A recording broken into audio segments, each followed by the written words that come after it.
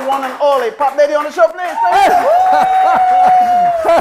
Thank you. Oh, Chris, good to see you again. Very good. Thank and yourself, sir. Thank you very much. Okay. Have a seat. I will. One more time, please, on Pat Liddy, please. Thank you. How you doing, Pat? I'm doing wonderfly well, That was a wonderful story, Pat. We're just walking through the old street. You tell us about the stories. And it's a sad story. It's a tragic story. It is sad. It is sad. It's amazing how a lot of independence for countries comes out of tragedy, comes out of violence, comes out of revolution. And it seems we were no different. That's very true. And it's just like around the world. For every country to actually gain their own independence, they have to go through some tough time. That's right. And our struggle was one of the longest struggles actually in world history. Wow. I think we had probably an occupation of, say, 750 years. That beats all the records. That's true. And it was so long that people began to, if you like, accept that occupation. Wow. And the majority of people really disavowed what the rebels had done.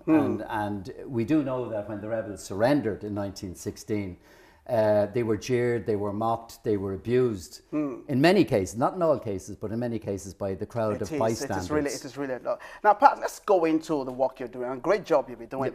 Let's go into the service about the walking tall business that you provide for people. Tell us about it. Let's go into that now. Well, I always felt that Dublin is one of the most interesting cities in the world. It really, truly is. Amazing. That's true. Wonderful. Oh, they seem to know it. Yes. But it truly is, but we never really kind of realized it ourselves. We weren't convinced of this. Very true. So it's one thing for me to take around tourists, or my guides to take around tourists. I get the greatest pleasure in taking around the local people. Like what you did for us as well. Yes, exactly, yeah.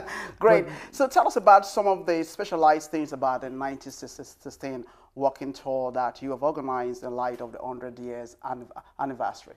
Well, I think it's terribly important to take the myth out of it, to tell the story as it really was, not to leave out the tragedy. Of course, it's glorious to a certain extent when you look back on it. But it affected ordinary people terribly. The rebels themselves, of course, were treated quite badly afterwards. They arrested 3,000 or 4,000 people. Half of those were never even involved in the revolution. A lot of British suffered terribly during the revolution as well. I mean, the greatest number of casualties, of course, were civilians, but the second greatest number of casualties were members of the British Army. Wow. Which we don't realise. The rebels suffered the least amount of casualties. But it was a whole new type of warfare. It was urban warfare. Wow. And the British weren't prepared for that. That's and true. the Irish learned quickly. That's good. It's good to learn quickly when things happen like that, you know. Yeah. So one of your tour that you do, this is how you kind of work with some people. That was lovely. Yeah, well, that's a big crowd. Yes, it really is.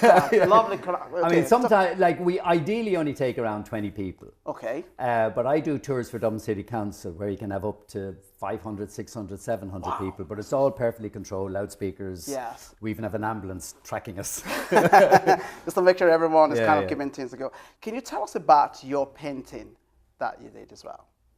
This is really the humble architecture of Dublin, but it is Dublin. Okay. It's how Dublin is recognised, not the greatest Georgian vista. It's just a humble artisan's house, if you like. But that's the house George Bernard Shaw was born in. Wow. And I tried to just hold a moment in time, and those 3 children in front of the house are actually my 3 children. When you think they're in their mid-30s now, you know? But they're frozen in time for me. Now, Pat, tell us about business. How is your business getting started, or how did you start your business, generally? Well, I got into this whole idea of presenting Dublin, if you like, to an audience, to protect the city. I started writing articles in the Irish Times in the 1980s, but with my skill, if I call it that, as an artist, my column had a drawing, a lovely neat little pen and ink drawing and text. And that way I was getting across to the public that the city was worth protecting. Very true. And the walking tours are just an extension of that. But let's talk about one of your paintings again. I love that painting that just popped up there for me. Yes, that was the lovely one. So let's talk about it a little bit more. Well, of course, it's Trinity College. Yes. And there were 25 paintings painted in 1791 of Dublin of that period. Wow. And I did the same thing 200 years later. I picked the same scenes. 25 of the scenes still exist. A lot of people think Dublin's disappeared. To a large extent, some of it has. Yeah. But a lot of it's still there. So I pick from the exact same place. And the street scenes were so important to the artists in 1791, a man called James Malton. I said, let's take the street scenes as they are. And lo and behold, what have we here? On their drum, on the side, doing their mantra, yes. the Hare Krishnas. And what do we have there? That would be Trinity College. That's Trinity College, the Bank of Ireland here. Yes. And the bottom of Grafton Street with Foxes, the tobacconists there and all that kind of stuff. And of course the cars look very old-fashioned Oh, now. no, solidly gold, solidly gold. And there's one cycle, bicycle, there's many more cyclists around. Pat, I want to say thank you very much. Is that not brilliant, everybody? Thank you. Okay, before you guys go, we have the J quiz. And the J quiz is what we do for you guys. I want to put my guests into a big test now. So Pat, I'm just going to test you on our knowledge. And while we're talking, I've been meditating myself. So probably I have some kind of question to go to, you know. So we're going to balance things up. So it's sort of 3 questions. So I'm going to share my questions there with you. So Maesha, are you ready as well? You ready? Let's bring it. Okay, my first question is this. What does ICON stands for? Oh, wouldn't I leave the expert to answer that? Now, Pat, you know this one.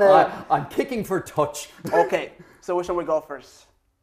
International Society for Krishna Consciousness. Brilliant. Yeah, very good. Thank you. Okay, my next question there for you is, where did Michael Collins fight during the 1916 Rising?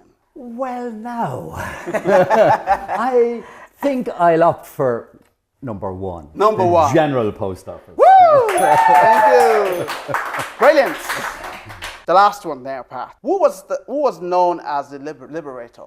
Dan. Dan. Daniel O'Connell. Wow, fantastic people. Come on, show some love. Wonderful. Woo! Thank you. Now, Pat, we come to the end of the show today. What we do on the show, we don't let our guests go without empty-handed. So for you answering my questions today on the J Request show, this is for you, Pat. Oh, thank you very much. I'm make sure that's for you as well. Thank you so much. That's lovely, yeah. Thank you. Thank you. Okay. Well done. Thank you very much. This is how we do it on the show. To my very good guests, Pat Liddy and also Mayesvara. Please round of applause for them, please. Thank you. Thank you, viewers. Thank you for tuning in every week on the show. And to my wonderful audience, make some noise if you can. Thank you. So, thank you so much for joining us every week. And we'll leave you all with a great show. And make sure you don't forget to follow us on J Request Show and also Facebook and Twitter. Don't forget, if you have anything that is interesting, this is the show. See you next week. And take care. God bless. Bye for now.